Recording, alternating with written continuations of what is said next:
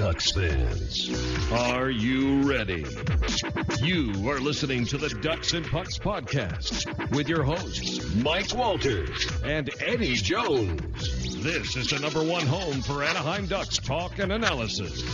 Here we go. Welcome to the show. This is your host, Mike Walters, along with my co-host, Eddie Jones, and we have a great show for you this week. There's tons of Ducks news that has gone on, league news as well in the last week. We have Kessler update to get you to, expansion draft news, the regular draft, Holzer news. We got Korea Solani, qualifying offers, and a whole mess load of things. So we got plenty to jam pack in this show to get you updated on. Of course, some fan questions to go over as well. We're going to kind of go in order of what happened, starting last week before the expansion draft, Eddie. The big news that kind of came out is we heard about Kessler providing an update when he got to Vegas about his injury on his hip. And unfortunately, it's not really good news. He's going to be out 4 to 5 months, they're saying now, Eddie, when the initial report was only going to be 3 months. So that's something that we're going to have to keep an eye on here as we watch Botnan and Lindholm recover as well, Eddie. Yeah, I mean, it's disappointing obviously with the other two injuries as well, and now not knowing if all three of those guys are going to be ready for the first month of the season, it's difficult.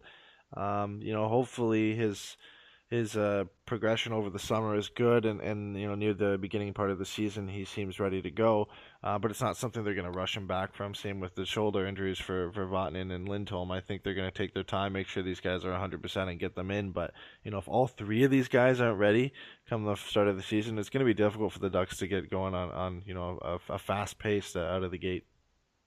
Yeah, it's going to be tough. I mean, that's something that, they're going to have to see how all three of them do and how they progress. I mean, we heard that Lindholm was doing a little bit better. So, I mean, still a ways away. It could be a little bit shorter time, too. We'll just have to see how it goes. And that was kind of the news that broke, right before the expansion draft. And I didn't mean to scare everybody, but there was a tweet that we sent out about, Kessler flying to Vegas, which I don't know why, Eddie, but a lot of people took it as he was getting traded. So I didn't mean to do that. It's just saying he was getting flown out because I have some friends that work at the airport, and they saw him trying to get through TSA, Eddie, of all things, with the hip brace. So that was kind of a cause of concern, too, with the injury. I kind of expected that it wasn't going to be good when I heard that he couldn't even, get all that stuff off to get through TSA. So that was kind of an issue there too as well. So when the awards came up, another thing involving Kessler, we know that he was up for the Selke again, Eddie, and disappointingly he did not win. And this is probably the one award, you and I talked about all the awards. It seemed like they were fitting of who got the awards, but this is probably the one, kind of insult to injury. He has the hip injury. We know he's going to be out for a while, and then he doesn't win the award, which is the one that, a lot of people, not just Ducks fans, felt he should have earned. Yeah, and Bergeron's a great player, and I think he probably deserves to finish second.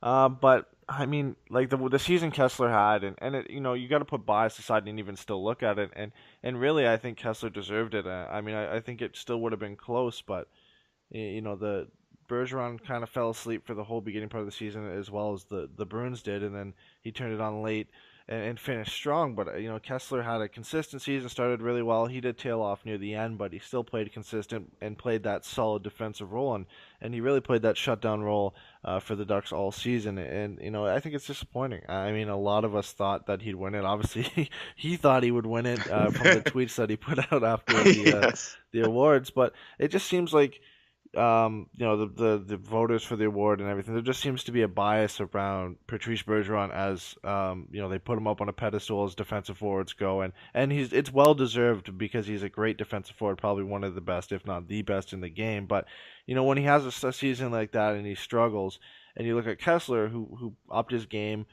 played a solid defensive role, still put up 58 points last year, I think he more than deserved it, and it's disappointing to see it kind of go the other way in this one.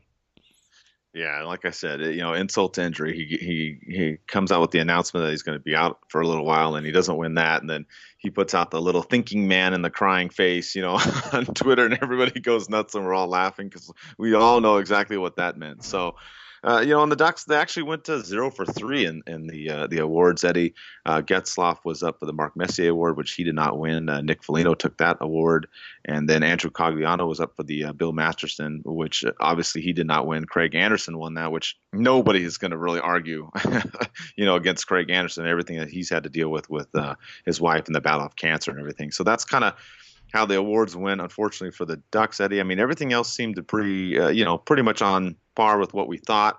And then, they tied this show, the awards show, together with the expansion draft, and they were naming the picks, usually 8 or 9 at a time.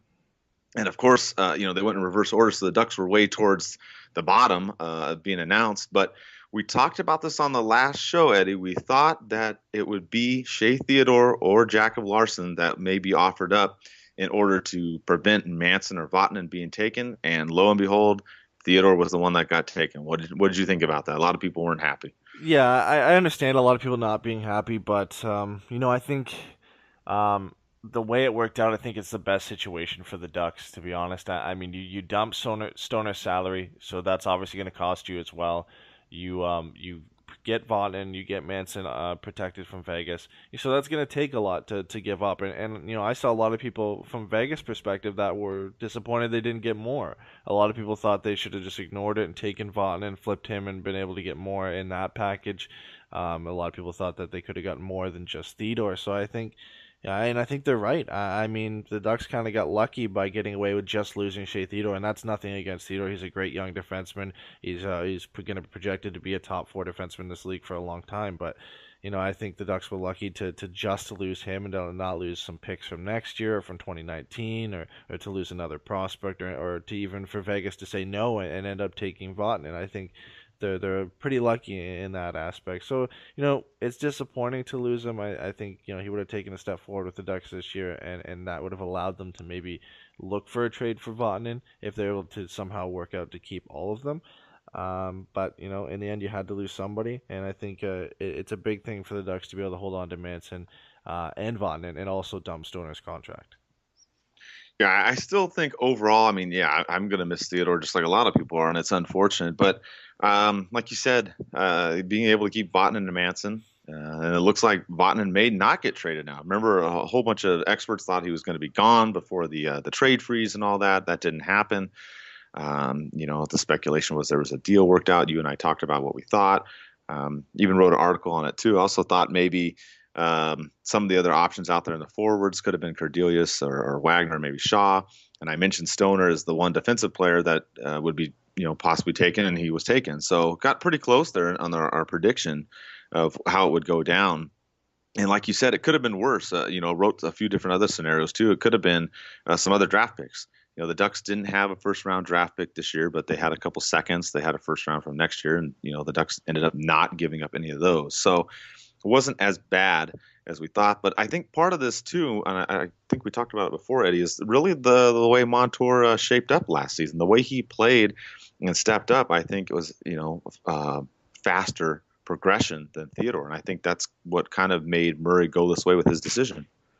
Yeah, I think obviously it helps. I mean, I don't know if we expected him to jump right into the lineup like that and then play so well in the playoffs as well, but that obviously helps. And then them knowing that Larson's probably going to be ready. He played 3 games last year, and I think them knowing he's almost ready to play full-time minutes in the NHL helps with that decision as well, because he plays on the same side as Shea Theodore. So, those two things together, and having guys like Magna who made their debut last year, and having a lot of other good young defensemen in the system, it makes it a lot easier to move a guy like Shea Theodore and to really go that direction with the defense you already have.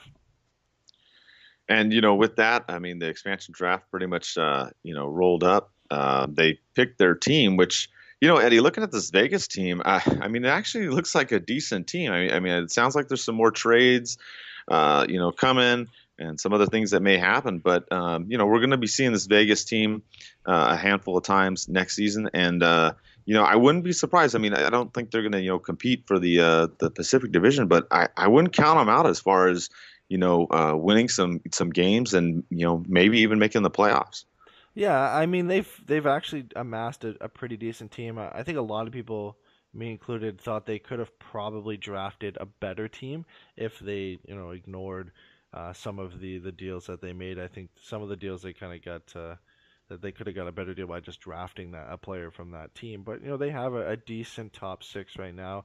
Some of the defensemen are still going to be moved. Obviously, Mathot got moved to Dallas the other day.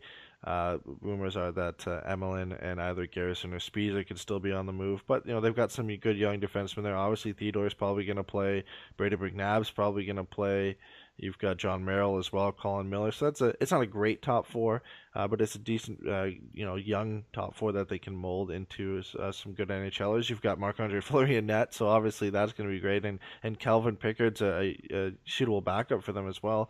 And then you've got some good young forwards up front too. You've got Riley Smith, you've got Jonathan Marchessault, William Karlsson, David Perron. And then obviously having a guy like James Neal and the Russian that they just signed in Vadim Shipachyov, it's a decent team, and they probably won't make the playoffs, but they could challenge a couple teams, and it's gonna be tough to play Vegas when the Ducks go in there. Yeah, and it should be fun. Definitely the Ducks are going to see them a couple times here, a couple times there, and we'll talk about the schedule too. The Ducks announced the schedule as all other teams did, and we'll get to that later in the show. But yeah, I mean, it's going to be kind of fun to watch this team. What did you think about their uniforms? I wasn't really a big fan of the release, the uniforms at that awards show ceremony. I thought that they were just okay. I thought they could have been better. What did you think?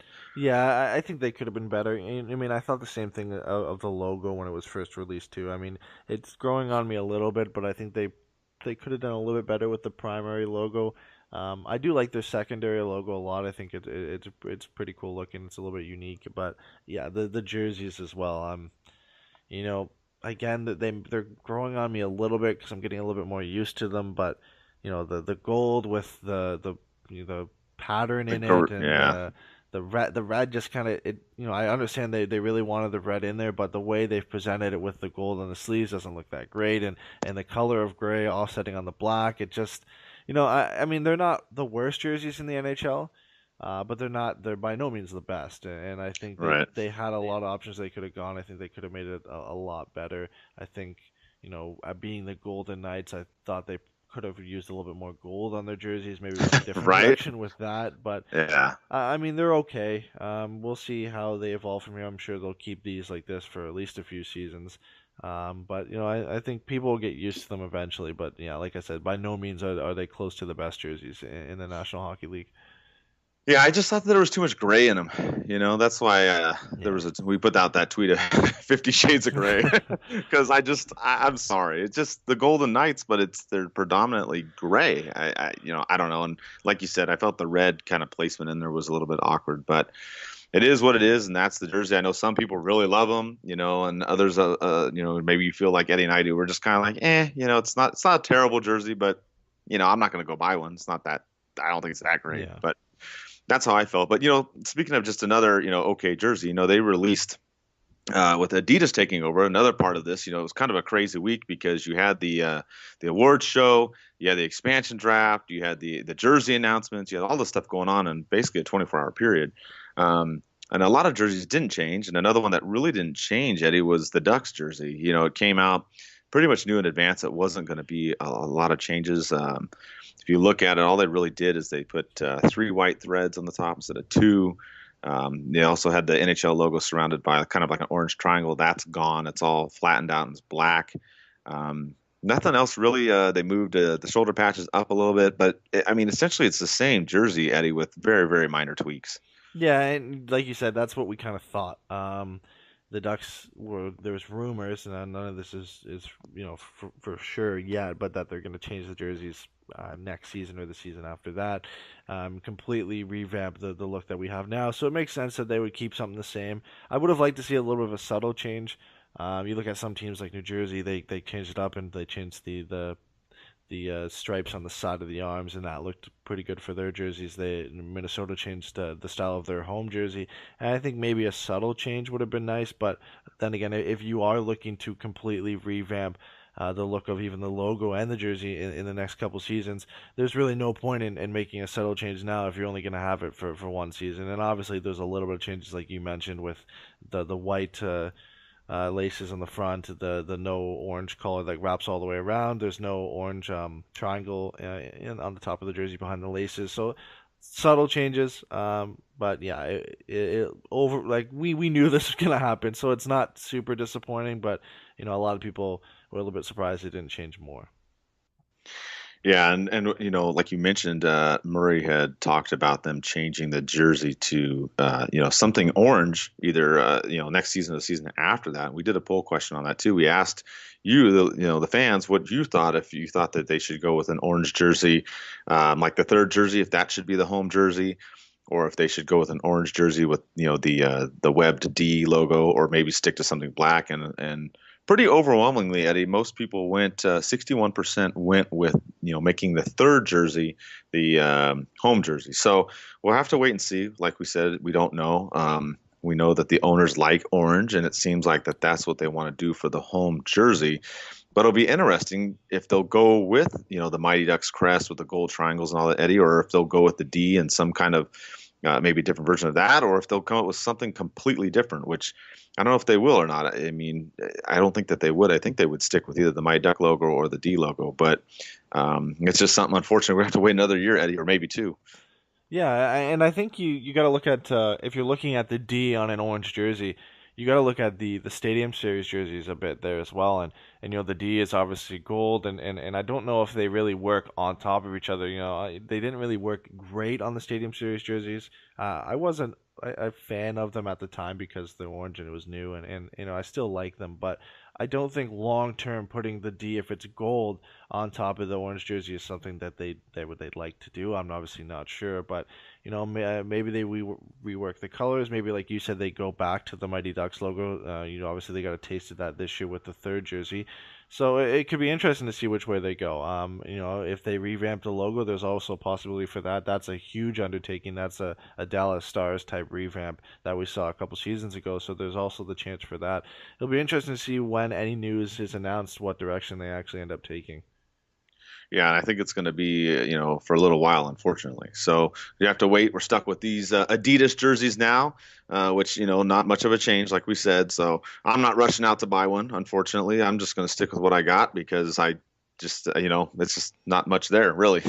It's the same type look. So with that, the expansion draft, and like we said, all the team picked, the jerseys revealed, all that stuff happening in the middle of last week got done.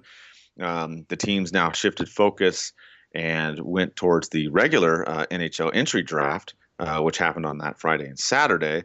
With the Ducks, it was kind of interesting, Eddie. You knew on day one, on Friday, they had no first-round picks. They didn't trade up to anything to get into the first round. So in terms of the draft, we felt that not much was going to happen, and not much did happen for Anaheim. But something else big did happen, which I think about 99% of all Ducks fans were super happy to see, is that the bearded one, Patrick Eaves, is going to stay in Anaheim for 3 years. Signed over $9.45 million, which is a great deal, and it's a big win, Eddie, for the Ducks, because now if they're going to keep Vatanen and maybe not trade him, they at least got Eaves, and that's another forward that they don't have to go out there and try and find. Yeah, I think 3 years, 3.15 is pretty good. I honestly would have liked to see him if he was at 3, maybe a little bit less than, like, under 3 million. If this was at 2 years, then I would have been fine with it. It's still an okay deal. Obviously, it's going to take him until he's 36. I think this all depends really on is his play with Getzlaf going to continue? Like, is he going to continue to play well with Getzlaf? Because he had a great season last year. Not going to put anything on him like that, but the seasons before that, this is his first time he scored 30 goals. And, you got to be wary. Is he going to be able to do it again? And I think if this season coming up, obviously I don't know if he's going to score 30, but if he can play solid, maybe score 20, put up around 30, 40 points, then I think it's good. I think it's a good option. He's making around the same as Cogliano. If he can have the same impact that Cogliano has on this team, if not more, then it's definitely worth his contract. So I think it's a good deal for the Ducks. Obviously, everybody wanted him back. He wanted to come back. It's always great when a player wants to come and play in the organization. And like I said, he gelled with Getzlaf. He's played a big role for the Ducks last year, and I think he's a key piece in their top 9 for this season. Yeah, I think it's going to be huge. And, we've talked about the lineup before. We pretty much, think that Silverberg, Kessler, and Cagano will stay together. So the way the lineup will really have to determine Eve's spot will be, either the first or third line. I think you would still, like you were talking about, be with Getzlaf on that first line, and then maybe with either, Perry or Casse.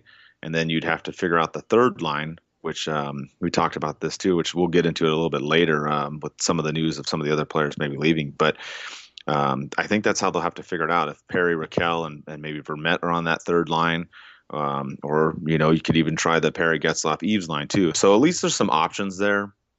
I mean, it's a little bit too early to determine what the lineup will be, but like you said, having him back is huge.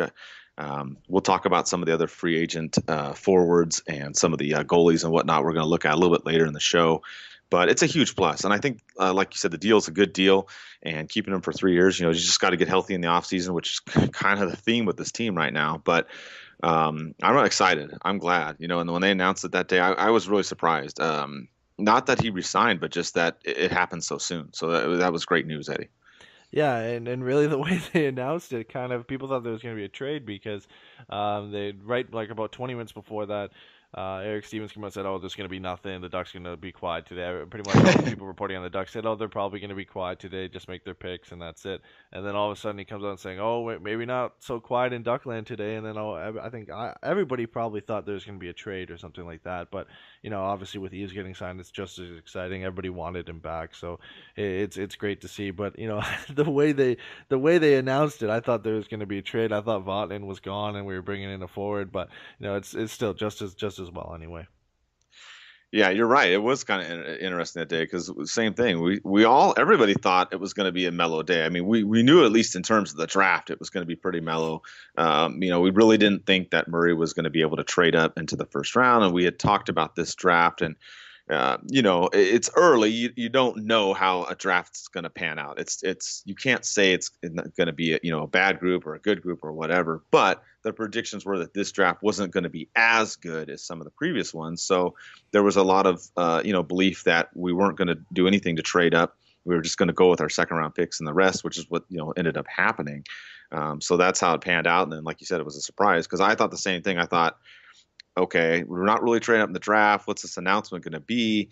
Is Vatanen gone? I think that's what a lot of people thought. You and I both thought that. We were both like, hey, okay, so who are we getting? And so when this worked out, it was a great surprise. I mean, like we said, I thought it could happen, but the fact that it happened so soon was great. So that was one less thing, for Murray to worry about in the offseason. And the draft went through on Friday, obviously, and like we said, the Ducks didn't do anything the rest of that day. And then Saturday they had their picks, Eddie, and I thought the Ducks did pretty well overall. I thought it was interesting with these picks because most of them were players that play multi-position. They play center or wing. We also got a goalie out of this. What did you think about each of these players that the Ducks ended up picking up on day 2? Rounds 2 through 7. Yeah, I think it's important to note, like you said, that the depth of this draft, for top end talent, it's not as big as the others. There's no McDavid, there's no Matthews at the top, and then when you get past that, they all kind of just blend together after the top 20 really. And a lot of guys moved up, a lot of guys moved down. So I think it was good that the Ducks didn't really pay a premium to move up in this draft, and I think the guys they got were actually really good.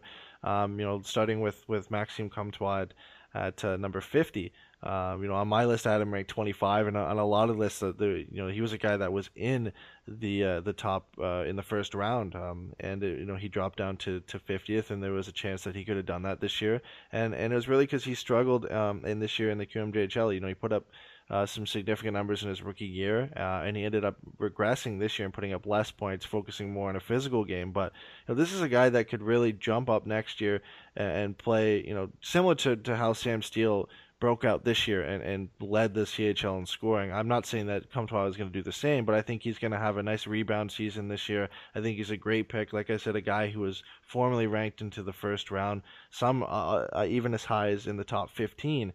A big winger, guy who can play all 3 positions, has a great shot, great hockey IQ, decent skater, not the best skater by far in the draft, but he has decent speed. And I think it's a great pick. The Ducks have the ability to make a risky pick here. They have the time to develop him. They don't need him in the NHL right away. So I think it's a great pick for them. And you look at the guys that went around him in the draft. I think in the second round, this is one of the better picks by any team.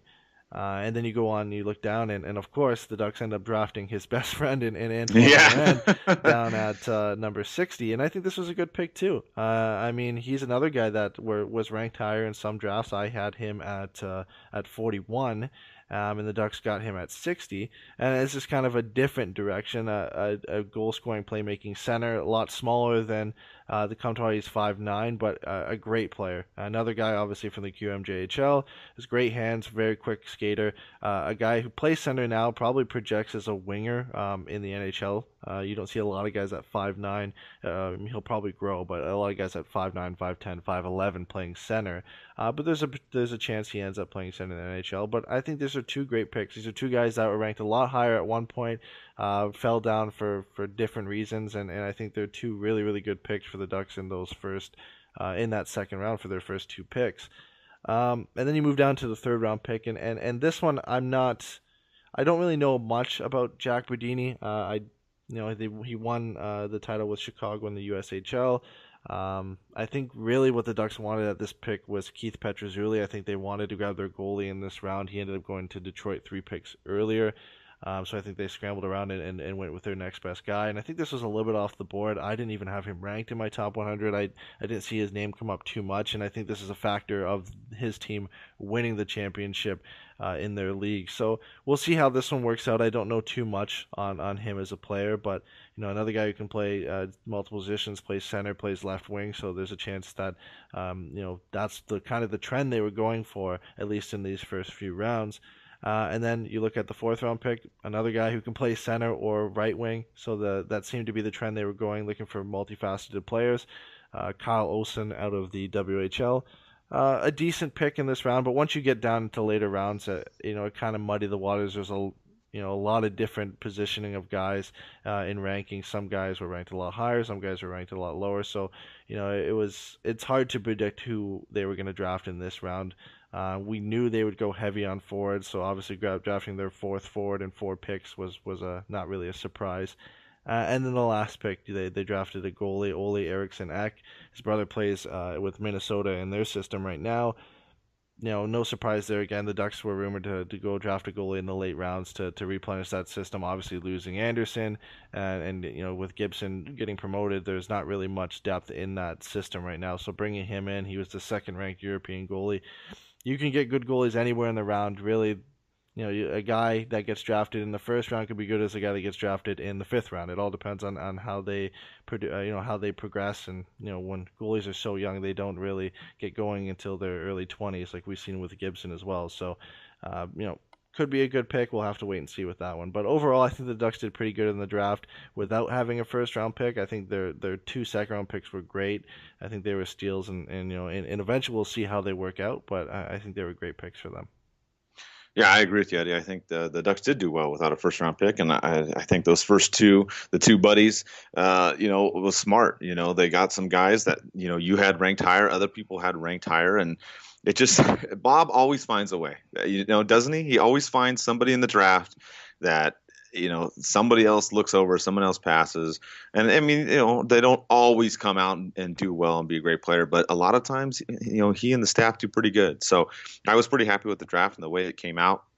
I think the other thing that you mentioned that's kind of interesting is they did go for another goalie. And, the Ducks are kind of thin at this goalie thing, Eddie. Eric Stevens talked about Bernier and Enroth pretty much testing the market and walking. So the Ducks are kind of short at that spot. I mean, we have Gibson, and that's about it. I mean, there's just really not a lot in the organization going on right now. Even Figueroa wasn't given a qualifying offer as well, so he's most likely going to walk. So what do you think about the Ducks in the free agency? Some fans have asked, what are the Ducks going to do next? Are they going to go get another forward? Are they going to try to trade Vatanen, or are they going to look for a goalie or some combination of all these? And I think obviously the Ducks got to go get a goalie, Eddie. There's no real backup they have right now. You and I kind of looked over the list of some of the ones that are out there.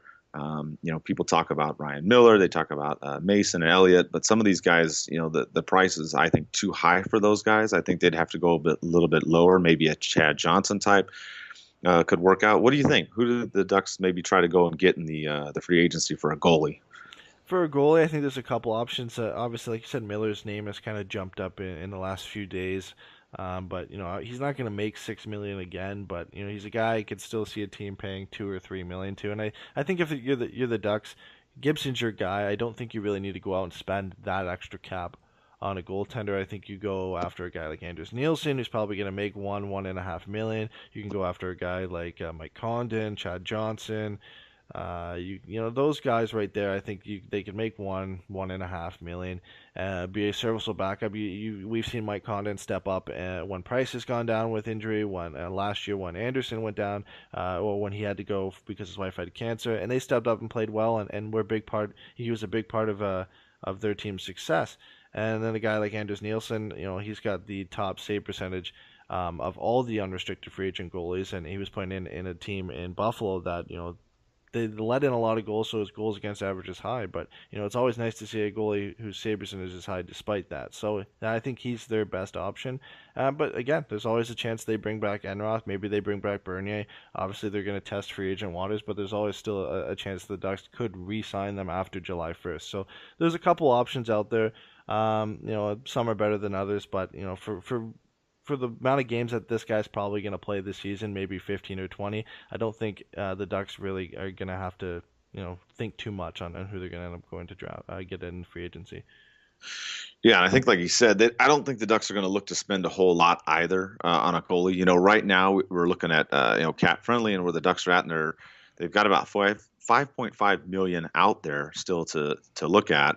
The cheapest route is probably to try and keep Enroth, give him a little bit of a raise and promote him as the backup, which he may or may not do. Like you said, when they say they're going to test the market, I mean, two things can happen. Either they go to another team or they stay with their team. I mean, it's pretty simple. So that's kind of what I look in terms of money and working it out. That's what I would try to do. But if he goes to another team, either as a backup or tries to be a starter or whatnot, then I think some of the names that you and I mentioned, Chad Johnson, Nielsen, are kind of the ones that the Ducks could look at. Maybe a guy that they get, for somewhere between $1 to $2 million. Bernier obviously is too much. I would think that he would not stay. And some of these other big names that are out there, I don't think they're going to go after. So I think that's what you're going to look for. Is you're going to see the Ducks try and pick up one of those guys, at a decent price, $1 to $2 million. If Enroth does in fact leave, that's kind of what you got to keep your eye on here is in terms of the free agency. I don't think that they're going to go get a big name, and I don't think they're going to go get a big name in terms of forward either. Eddie, people asked about that too. We had some of the fans asked, that the Ducks got Eves and Stoner is gone. That's what Greg asked us, and he's saying, what are the Ducks going to do next? Are they going to try and re-sign Fowler to a bigger deal? A couple other fans asked if they're going to try and get another forward, and I think that's another thing that has to weigh into this. I mean, it wouldn't affect this season, obviously, because Fowler's on a contract, but the Ducks are trying to get him on another deal and have him stay for a few years. So that's something they have to weigh too, Eddie, is if they go and give Fowler a decent extension, which we, pretty much most of the fans want, then the Ducks are going to have to figure out what are they going to do? They have to get a backup goalie for sure. They've got Eves now, so it's not really a priority to get a forward. So, I mean, I hate to be a party pooper, but I don't think the Ducks are going to do a whole lot of things here as we go through the next couple months of summer. Yeah, right now they've got $5.5 million in cap space. Some of that will go to a goalie. Well, it has to go to a goalie. I don't think Hackett's going to come up and play backup, so they're going to have to go out and sign a goalie for about $1.5, like we said. And then that leaves you with about $4 million. And there's not much you can really do with that money. I don't think they go out and get two forwards. I think they definitely bring in one. I think they need one. And then from there's a lot of options you can go with. They're not going to go get the big ticket guys like Radulov or Thornton or Marlowe. So you got to look at a guy like maybe Sam Gagner. I think he's the best option for them. Can play third line center if they need to, or if they need him to play wing, he can play wing. Had 50 points last year with Columbus, only made 650,000, so he's going to get a raise. But I think if the Ducks can get him for 2.5, maybe even 3 for at least one season or two, I think it's a good option for them. Obviously, you have to factor in, like you said, the fact that Fowler is going to get a raise next season. But you also look at it as well as BX's contract is coming off next season, so there is also another $4 million there that comes free. So there's a lot of moving parts, and with the contracts coming on the books and coming off the books, and who they're going to go in free agency. But I think Sam Gagner is definitely a solid option for them. We mentioned this before. There's other guys as well. Christopher Steeg's an option. Nick Bonino could return if they wanted to grab a guy at center, but there's a premium on centers in free agency this year. Not many quality guys who play center as a number one position in free agency. There's really only Joe Thornton, Martin Hanzal, Nick Bonino, and Mike Fisher are really your only 3 guys who can play center, or your 4 guys, sorry, who can play center out of that top crop of free agents. So I think it'd be better for the Ducks to go after a winger. And like I said, I think Sam Gagner, for me, is my pick. If they're going to go out and get a guy on free agency, I think he's a very good, valuable player, and really what the Ducks need in a creative third-line winger or center. But there's, like you said, there's an option for Versteeg. There's an option for Bonino as well. Yeah, I agree with you. I mean, we also heard too, from Eric Stevens that Thompson was going to test the free agency market, so that's going to be one less forward the Ducks may not have. Again, like we said, it can go. He may come back, he may not. But if he goes, then I think you're right. I think the Ducks look towards, Sam Gagner can play center and wing. Definitely get him at a good deal. My pick that I would like would be Bonino. I'd like for him to come back, but you and I talked about this. It's kind of a difficult situation when you're playing for the Stanley Cup back-to-back champs. I mean, there's a good chance that he stays there and works out some kind of deal with the Penguins. So he may not really be available. There's also Cullen from Pittsburgh, but there's also been whispers that he's going to retire. So he may not be available to anybody. Versteeg's another one like you talked about. And really, the pool for the centers, there's not a lot, as you mentioned. There's a couple at the top, but those guys are all going to cost too much. And I know a lot of us, we don't really want Fisher here, so that's not going to be one that we're going to look for. I'm pretty sure, or else we'd have to be friends with, Mrs. Fisher or Mr. Underwood or however you want to call him. But he's probably going to work out something with the hometown there. I wouldn't see him going anywhere, or maybe he does, but definitely not here. Like you said, Thornton too. So some other names that are thrown out there are Marlowe and Sharp, Genla. There, some other ones. I don't see any of those guys coming. You got Yager, the ageless wonder. He's still out there. There are also some reports on Justin Williams or where he's going to go, and I doubt he comes here. Another interesting one though, Eddie, is Brian Boyle. That name's been thrown around. He had $2 million last year with the Leafs, and there's talk of him, looking at different teams too. So that's another one that, maybe a little bit of a stretch, Eddie, to come to Anaheim, but it's definitely a name I'd look at because he's going to go somewhere in this offseason along with some of these other centers and wings. Yeah, I think from the rumors that Toronto's most likely not going to re-sign him. There's still a chance he does go back there, but I think from what I've seen, his favorite team is to go back and play with the Lightning. Played there for a while, a good fit there. I think he'd be a good fourth line center for them.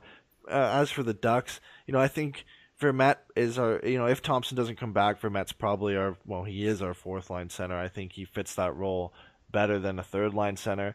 And then if you bring in a guy like Brian Boyle, they kind of play the same role. They're both fourth line centers, both are there to win faceoffs, play defensively, but there's not a ton of offense there. And I think in free agency, the Ducks need to bring in a guy that's a scorer, can put up points. They need a guy who has some speed in him, and they need to have 3 lines that can score. They didn't have that last year. They had 2 in the Kessler, Cogliano, Silfverberg line, and they had that in Getzlaf and Perry when they played together, but they didn't really have 3 lines that could score, and consistently at least. So if you bring in a guy, again, I'm going to mention him. People are going to get sick of it, but Sam Gagner, and you bring Sam Gagner and you play him with Getzlaf and Eves, and then you have the Kessler line, and then you have Raquel and Perry, and you put whoever you want on their wing, and then if you got Vermette as center on that fourth line, I think that's at least a solid 3 lines, and then you can put whoever you want on the fourth line. I think Vermette's a very good option to have as a fourth line center, and then if you decide to put Kasha with him or Richie or or whoever, Cordelli's if he comes up and plays. I think that's a good option for them. So the Ducks definitely need to bring in one player in free agency. If it I don't think it's Brian Boyle, but it's an option for them. And in the end, Bob's going to go out, get a bargain player, get a guy for $2 million that should be making 3 or 4. We see it every offseason. Usually, I mean, last season was a little bit different, but hopefully he'll go out and grab a guy that can play an impactful role in the Ducks this season. Yeah, and I mean, if you look at the names out there, and you look at who's scored goals, and in terms of cost, like you said, you want a guy that's going to put up some numbers, but you want a guy that's not going to break the bank, so to speak. I mean, the players you're looking at. I mean, Sam Gagner is that bargain Bob type player that you're talking about, Eddie. I mean, that's the guy. He only made $650 last year. He had 50 points. He's 27, can play center and wing. He fits into that area. I mean, there's some other ones out there you can look at. Like we mentioned, Bonino, he's 29. He had 18 goals last year, but probably stays with Pittsburgh. You've got, Verbata's another one, but of course he's 36, so he's getting up there, in age. And Boyle, a couple others out there. Versteeg, maybe that's another one. Versteeg had 15 goals last year and made under $1 million. So those are some names that I would, Eddie and I threw out there and kind of look at. I think Eddie's right on in terms of the lineup. I think the Ducks need one more forward that can score. Someone that's going to put up 15 to 20 goals. And a lot of those names you mentioned, that's kind of where those guys are at. So that would help out the lineup because you have Ease and Getzlaf on that one line, and like you said, you could either put Perry up there, Casse, or we go get somebody else, and then the second line stays the same with Kessler. You have the third line with Raquel, Vermette, and maybe Perry or Casse also, like we said, depending on how you switch it around, and then that fourth line. So I think that's all the Ducks are really missing in terms of the offense is, they need another forward, and they need a backup goalie, Eddie. In terms of defense, I don't really think the Ducks need to do anything now because, the other news that came out recently is that we thought Holzer was going to test the market as well, and I don't really think he did because he re-signed and he's going to stay with the Ducks for 2 years at a cheap $1.8 million. So the Ducks defense, I don't think the Ducks really have to do a whole lot here. If they keep Vatanen now, I mean, they have a solid top 4. You have Holzer that's been that quality seventh man role player. And the Ducks, despite losing Stoner and Theodore, they still look good on the defensive side of the puck. Yeah, and you got to look at the fact that Larson is probably going to come up and play in the NHL this year. If not, he's going to be we'd hope he'd be in San Diego and be an option for the Ducks, similar to how Theodore was 2 seasons ago, how Montour was last season. It seems to be the trend with the Ducks and their young defensemen like to put them in the AHL and then call them up, and then they end up playing for the whole second half of the season. Usually that's how it works out. So that could be an option for them. But yeah, the trade for Vatanen, it's less likely than it was before, significantly less likely than it was before. It literally crickets in news on him over the last week on him getting moved compared to what it was before the expansion draft. There was, like you mentioned earlier in the podcast, pretty much every expert was saying that he would be moved before July and that the Ducks would be looking to get a forward in return. And now with Theodore gone and Stoner gone, that's kind of cooled down. So I don't know. There still isn't. They still could trade him, and I think the deal would have to be a great deal for Murray for him to consider trading him. It'd have to be a really impactful player for the Ducks, most likely a top 6 winger, and the salary cap would have to be similar. The Ducks really can't take on too much salary right now with them, like we mentioned already, looking to sign a free agent goalie, probably looking to get a forward in, and then also looking to next season where we have to give Cam Fowler a raise. So there's a lot of working parts in any deal that Vatanen would be traded. Do I see it happening now? Probably not. But it still could. We can still hold out hope. I really do want them to bring in a forward. Not that I don't like Sami Vatanen, but I think they have good options behind him. But if you do trade him, you have to look as well. The depth without Sami Vatanen, there's not much there. If you get a guy like Lindholm injured, you're bringing up Holzer to step in. You're bringing up maybe Magna to step in. You're bringing up Welinski to step in. There's not a lot of options if you do end up trading Vatanen. So, that's what leads me to believe that maybe they don't end up trading him after all. Yeah, and it may be a problem too. I mean, we're still a couple months away. Obviously, it's in the beginning of summer, but we know Vatanen and Lindholm have their shoulder injuries and they had the surgeries, so the Ducks may be a little bit shorthanded. So Larson is definitely one that you could see in a Ducks uniform come October, and that's a couple other fan questions we had too. We had one from Nick, and another one from Tasha. They ask about the different prospects and who do we think could possibly make the team. Obviously, some of the big names that come up there that everybody knows is Steele and Max Jones. Of course, Montour now is pretty much going to be up in there as well. Larson, like I said, I would throw in there, especially if Vatanen and or Lindholm aren't able to go right away. Are there any other names out there that you would want fans to kind of look at as the development camp's coming up around the corner here? We don't have the exact dates, but it's coming up soon here. Yeah, it's tough. I mean, I don't think the Ducks have any standout prospects other than Larson that are really going to make the jump. Cordellius, you can't really count as a prospect anymore. He's probably going to play this year, if not in San Diego, for most of the season with the Ducks. Max Jones, I don't know if he's ready. I think another season in the OHL could be great for him, but obviously with a guy with size and skill like that, there's always a chance he could make the team out of camp. And I think the big question mark is Sam Steele. I know Regina would love to have him back. They host the Memorial Cup this year, so that's going to be a big part of their team. But I think it'd be tough for him to make the team out of camp. He'd have to wow somebody, and like, he would have to play amazing through camp, and then the 9-game trial that you get before your ELC gets burned, he would have to get in there and play amazing and make the Ducks not send him down. And not that I don't think it could happen, but I think it's realistic that he goes back down to Regina, plays another year of junior, and then makes a real run at it next season. So.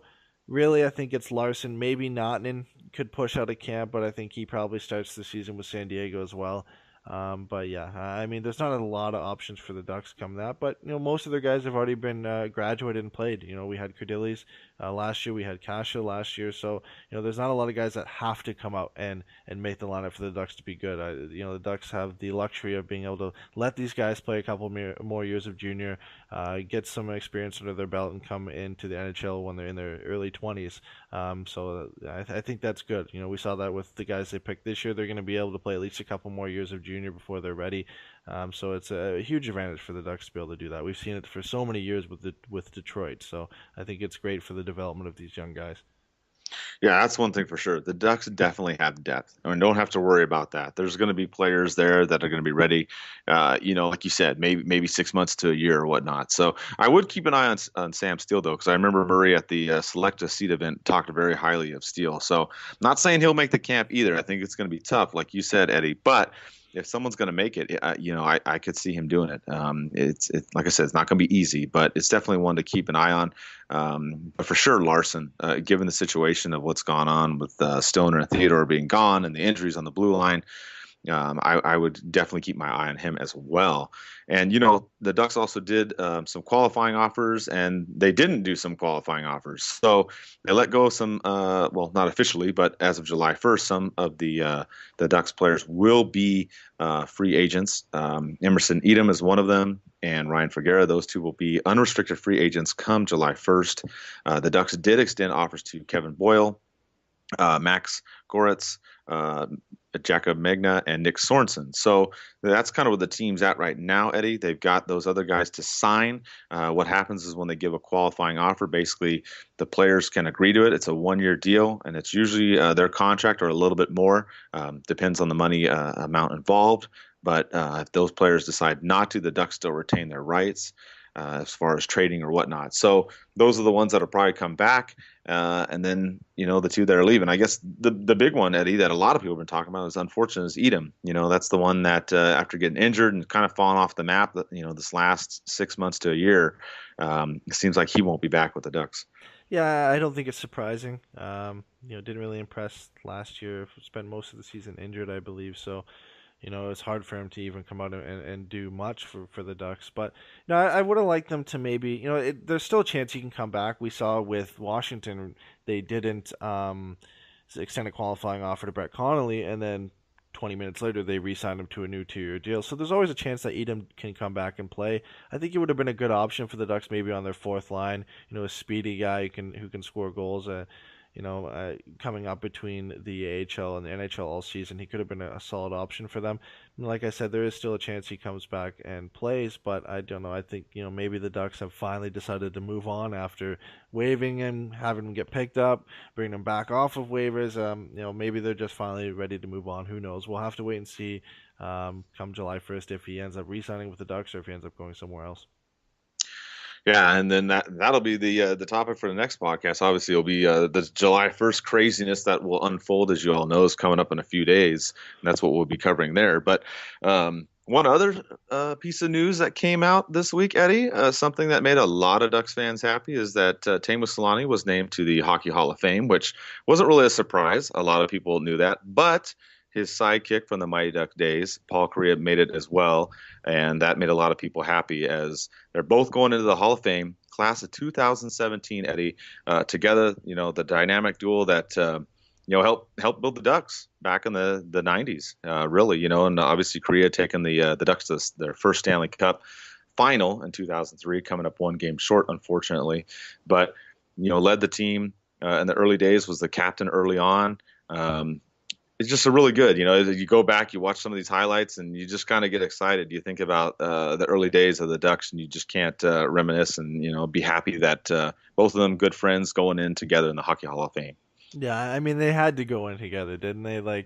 It had to work out like that. I mean, we knew Selanne was going to go in. That was kind of obvious, first ballot Hall of Famer from the day he retired. But for Kariya, it's great. I mean, we talked about it last year. We thought he deserved to go in, and he didn't go in. And now this year, it's great to see him go in with Selanne. And it was a good surprise for me. I mean, I woke up and I saw all the news, and we knew Selanne would go in, but it was a great surprise to see Kariya go in. And hopefully, this leads to him.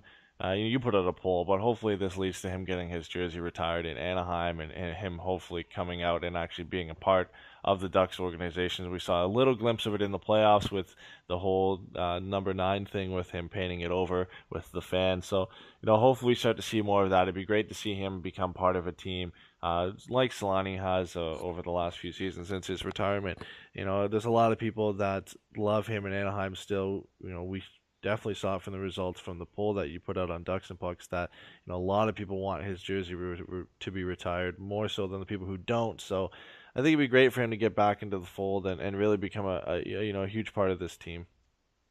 Yeah, I mean, speaking of that poll, the last time I looked, it was 92% of you out there said yes. So, I mean, it's pretty much, almost everybody is, feeling, and I think a lot of it has to be, all the stuff that he did for the team in the beginning.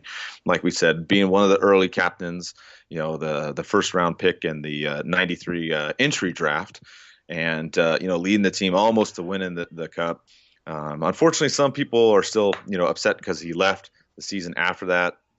He had concussion issues as well. So some people were talking about how he felt about the league and whatnot. And he told the media, when this announcement came out, that he has nothing against the league. He's not upset with anybody or anything like that.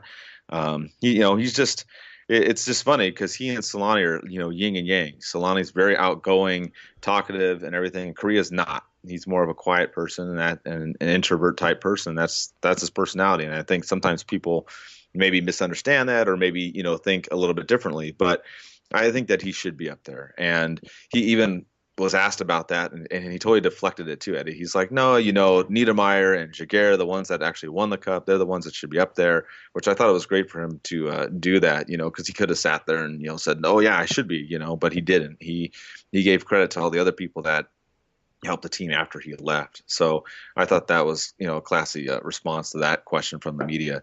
And, I hope it happens. And we talked about it before on who else we thought we'd be up there. We talked about Jaguar. We talked about Niedermayer, some other ones that are up there. So hopefully there'll be a couple more names going up there soon, but I definitely think he deserves it. I'm glad that they went together, the dynamic duel going in. It's just fitting the way that it all unfolded.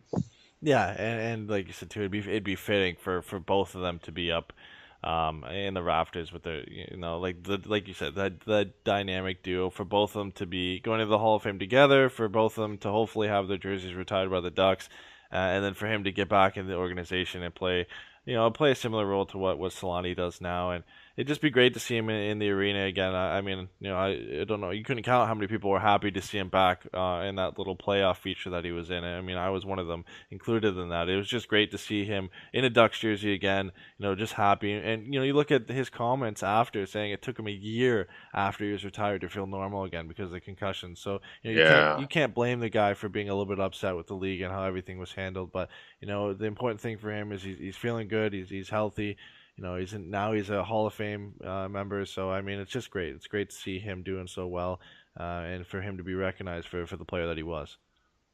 Yeah, absolutely, and hopefully the next step, like you said, will see number 9 up there next to number 8. So that was a good piece of news that came out too, because like you said, we all knew, everybody knew Selanne. We were pretty sure that he was going to be up there. So to see Kariya as well was definitely a good way to start off this week. And what a busy week. There's so much stuff going on. The last bit of news that came out too, Eddie, was the Ducks released their schedule just like all the other teams out there. So now you can start planning, your season. As the Ducks will get going here in October. I ended up actually moving my seats a little bit. I got back to an aisle seat, which I'm very happy, Eddie, because I have a big frame, so it's kind of hard for me to get in and out of seats. So I'm happy to be back on the aisle. But the schedule is going to be it's kind of interesting. I mean, the Ducks are going to start at home on October 5th against Arizona. They're going to have 4 games on a homestand to start the season, which is kind of nice. Obviously we mentioned they're going to be playing Vegas a couple times. We're still trying to work out. We may do some kind of a road trip thing.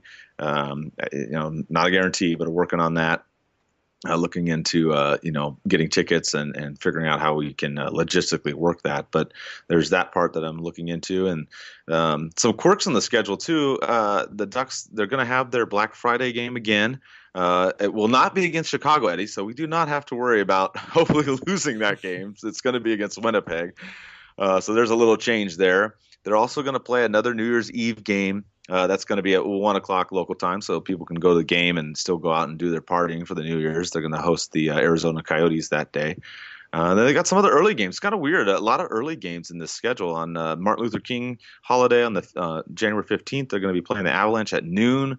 They're also going to go to Montreal and play a 10 a.m. game, and they're going to go to Minnesota and play 11 a.m. game. So some early games, kind of weird in the schedule, Eddie. But it's exciting to already see the schedule be posted. I know a lot of people are ready.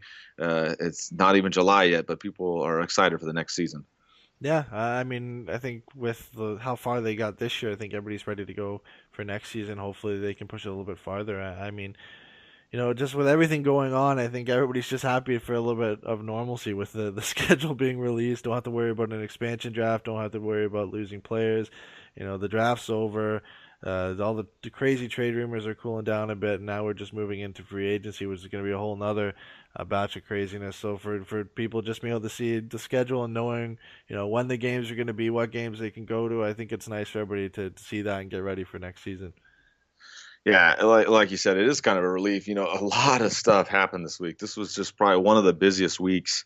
Because when you tie in the new jerseys with Adidas, you tie in the Vegas show, you tie in the Vegas draft, all that stuff. The Ducks get Eves. The injury news, Holzer's coming back. Other players maybe go. I mean, there's just so much stuff going on this week. But I think one thing to leave everybody with before we close out the show is I really do think the Ducks have a strong chance next season.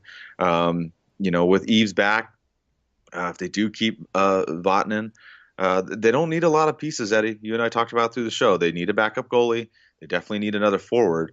But there's really not a lot to change. I really think that this team can make a strong run, given everything that's transpired in the last couple of weeks, and we still don't know if certain players are coming back and whatnot. But I still think there's a lot to be positive about with this team, and I think next season that they're going to be ready to go. They may have to deal with a couple of those injuries in the beginning, but after that, I think this team's going to make another push. Yeah, and like you said, they were a couple pieces last year away from winning the cup. They needed a couple more depth players who can come up and play a goal-scoring role on their third line. and they needed a solid backup goaltender. Obviously, we saw that in Game 6, and not that Bernie didn't play well during the regular season, but hopefully for Gibson, he can stay healthy in the playoffs and be a big factor there. And there's not many things that they really have to work on. Obviously, they're in win now mode, so you want to be able to come out and build a good team and hopefully win a Stanley Cup. That's the goal. But they're going to have a good season this year, and they're a couple pieces away from really being contenders. Yeah, I agree. And I think you have a lot to be excited about this season. So with that, we're going to, we'll post all the updates come on that free agency frenzy, obviously on July 1st, if whatever unfolds with the Ducks. We'll see what happens in that, maybe not necessarily that day, maybe it's the day after, but, a lot of the news comes out within that 24 hours. So we'll monitor that and get you up to date. And then have a podcast after that, going over whatever does or doesn't happen with the Ducks and, of course, around the league as well. So hope you have a good week, and let's go Ducks.